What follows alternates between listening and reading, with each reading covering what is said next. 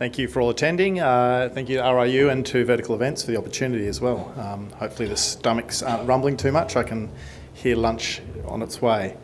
What I'm excited about Lefroy is we're embarking down a new chapter for the company.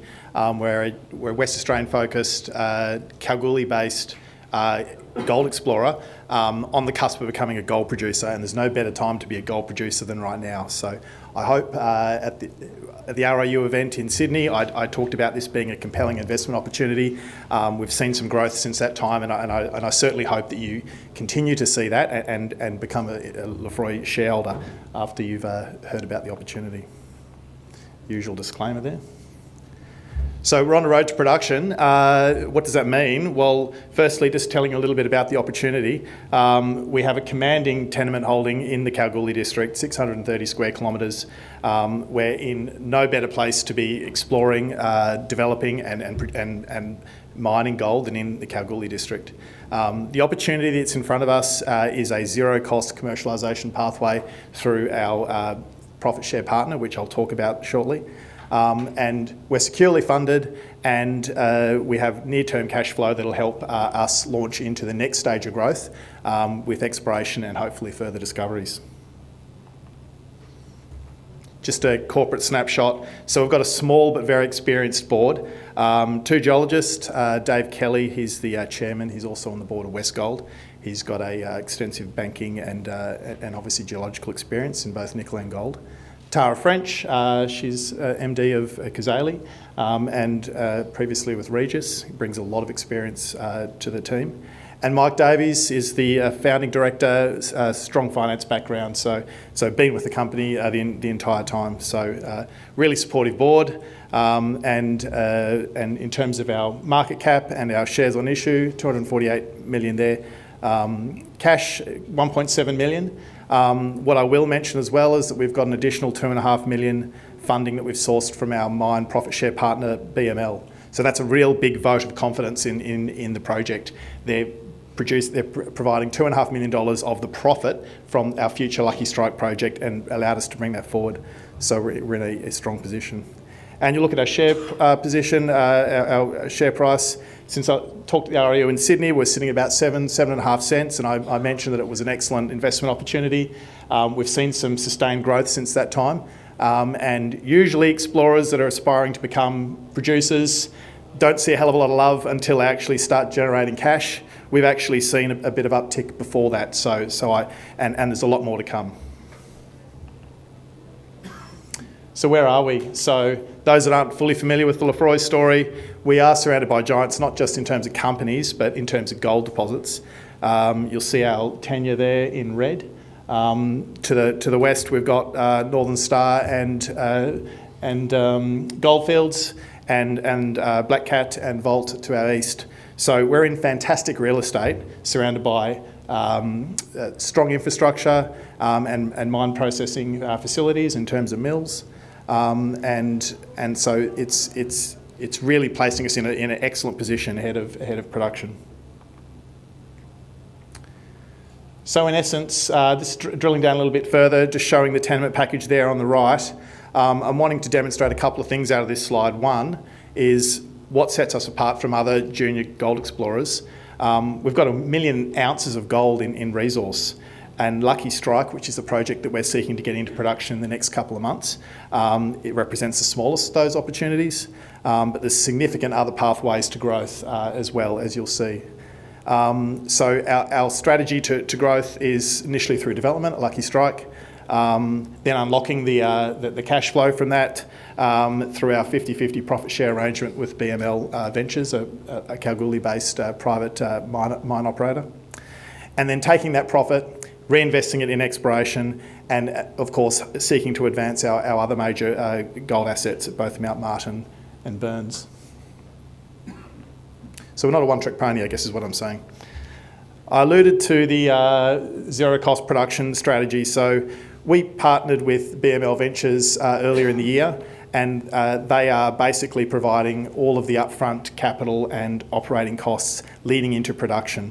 And so we don't have to spend any of that. So it's a very low risk opportunity for anyone that's a shareholder of Lefroy. And Once cash flow is generated and profit, then the parties will split profit 50-50. This represents stage 1 of Lucky Strike. So I've got some slides coming up in a minute showing you where that what that opportunity is, and we're on schedule to commence mining in this last quarter of 25. I've got the timeline on the right, and the reason I've put that there is to identify that all the things that we've said we were seeking to achieve, what we've been doing, from the early stage drilling and grade control drilling, which is the last activity usually before mining, through to engaging in our first toll milling partnerships, securing funding, and now through the final stages of permitting and approval. I talked about being fully funded. So BML Ventures are our Mindshare profit partners. They're that confident and in the project that they've also provided an additional $2.5 million of the future profit of Lucky Strike and brought that forward. So basically we're fully funded until profit into 2026. So that's a remarkable vote of confidence in the project. Those cash advances commence this month with $1 million in September, and that's 8% loan. Basically those dollars will be offset off the profit, which the company will enjoy into 2026. Just giving you a little bit of detail about Lucky Strike. It's, as I mentioned, it's the smallest of our 3 resources, but by far the most compelling as a starting mine for a few reasons. 1, it's high grade. 2, it's shallow, and 3, it's very close to existing infrastructure. So the image there on the to the top right just shows the pit shell designs for Lucky Strike, north and south. And to the left of the image is a zoom in of the recent drilling that we've completed. Now you may not be able to see all the results, but basically the drilling has been a spectacular success. We're targeting the top 50 metres, and the results either confirmed or in a lot of cases exceeded the resource grades in that top 40 to 50 metres. We focused all our drilling efforts on the North Pit for the simple reason that will be the first panel of mining. It's shallow, the pre-strip's only down to about 20 metres, and then we're into some good grades. So you can see some of the grades there at the bottom, 19 metres at 4, 22 at 9, and I'll draw your attention to that last interval there, 8 metres at 8 point, just over 8. That's right on the edge of the resource and existing pit as well, so it shows that the mineralisation is robust and there's actual opportunity for exploration growth or resource growth at Lucky Strike. So all the things you want to see in the drilling program. Apart from the drilling, of course, the permitting and approval process is ongoing and at a very advanced stage. So in August, the company completed all of its heritage surveys covering the mine footprint and the associated haul roads, and pleased to say that all of those work areas were approved. So that's it's a tick of confidence there, working with the Kakara Native Title Group. Clearing permit, environmental permits, they're very well advanced, and we should have final resolutions of those into the early last quarter of this year. And mine planning, the mine proposal has been submitted, of course, and that was done a little while ago. Final pit designs are being tweaked, and all of those, including budgets and production schedules, should be completed and signed off by the 2 parties in October. So I mentioned that we're not a one-trick pony. So apart from Lucky Strike, which will deliver cash to the company, we also have 3 other areas of growth in terms of development and future mines. Interestingly, one of them is also at Lucky Strike, looking at an expanded stage 2, and I've got some images there to support the work we've been doing. And if you look in the image there, you'll see to the north, to the left and the top of the page, Mount Martin, and to the bottom and to the right, Burns. There are 2 major gold systems contributing the bulk of the 1 million ounces to Lefroy, and they represent the next pathways for growth for production. Lucky Strike Stage 2. Again, I'll show you just a different oblique view now, and you can see the 2 pit shell designs for the project.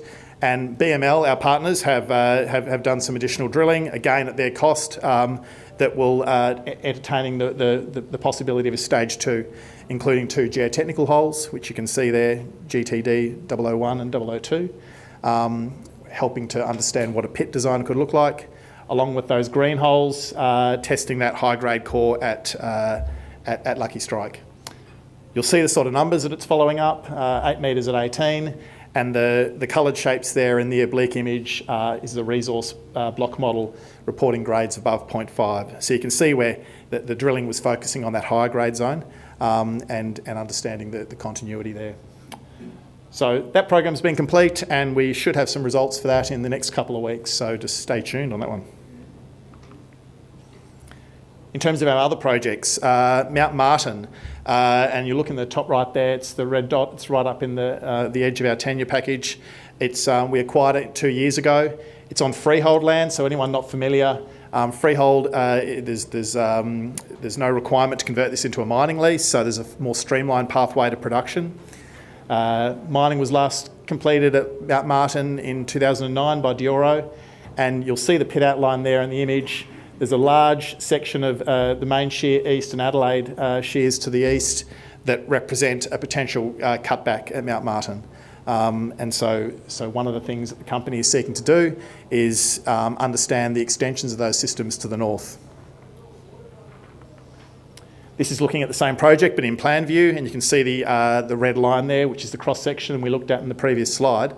I've got some of the grade intercepts there showing the main, east and Adelaide shears as they extend to the north. And those grades that we're reporting there, we have no mineralisation, drilling at depth following up on those intercepts. So on the east shear there, 10 metres at 3.8, 6 metres at 4, and Adelaide shear further to the east. So real opportunity to expand the resource and also hopefully identify some additional gold resources within a future planned cutback at Mount Martin. Lastly is our Burns project. So those of you that have invested in Lefroy or have followed the Lefroy story for a while will know that the company did a lot of drilling at Burns over the last 3 to 4 years. There was some initial very high grade intercepts followed up by an aggressive 18-month, 2-year drilling program that resulted in a 500,000 ounce gold resource, lower grade system at about 0.35. What we did at the end of last year is we went back and looked at the resource, we cut it at a 0.5 gram cutoff and reported all grades above that. What it shows is something quite remarkable, and that's the image there on the left. That's the high grade portion of Burns hosted within the Quimby shear zone. And within that 500,000 ounces of gold, there's 160,000 ounces at 1.2. So another way of looking at it is 40% of the gold at Burns lives in just 10% of the tonnes, and that was something that the company hadn't properly communicated in the past. So this completely transforms the investment opportunity for Burns as being a high-grade, shallow future mine for the company.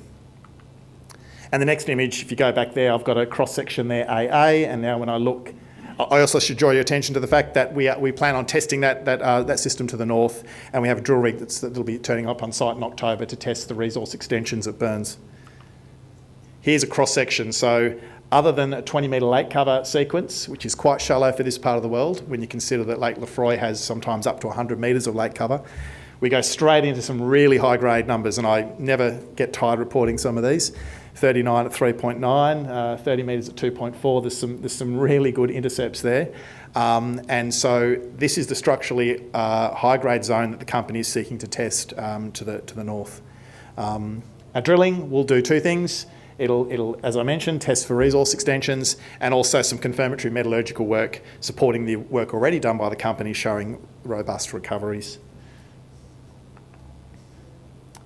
Lastly, and you can see Burns in the bottom of the image there. There's a whole region of targets at Burns, in the Burns district, that are structurally controlled. They've had very little testing at depth. And so you can see some of those there and some of the shallower intercepts that basically are waiting to be drilled. Now, when the company is in a position to be in an even stronger cash position next year from Lucky Strike, then we'll be heavily reinvesting back in our exploration. And this is one of the first areas that we'll be drilling to look for Burns analogues along strike. So just in summary, I hope you see the investment opportunity for Lefroy. We're within months away from starting production at Lucky Strike and all the uptick that we'll see from that. And we're in a very strong cash position that'll be consolidated into next year. We're going to reinvest in exploration in a compelling exploration district of Kalgoorlie, and we have numerous production opportunities for mining into the future. So thank you for your attention, and thank you very much.